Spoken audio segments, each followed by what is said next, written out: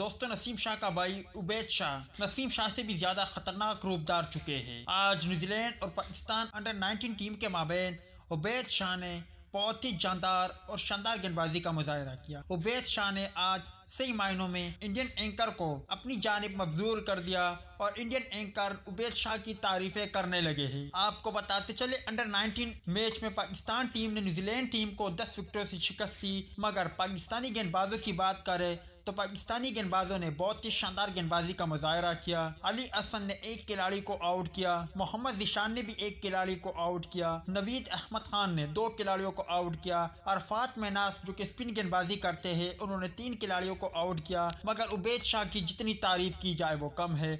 आज उबैद शाह ने शुरुआत के 3 विकेटें हासिल की। दोस्तों, उबैद शाह की बात करें तो उन्होंने आज 9 ओवर कराए। 9 ओवर के कोटे में उन्होंने एक मेडन ओवर कराया, 30 रन दिए और 3 अहम विकेटें हासिल की। आज उबैद शाह ने बहुत ही कातिलाना और तूफानी गेंदबाजी का मुजाहरा किया।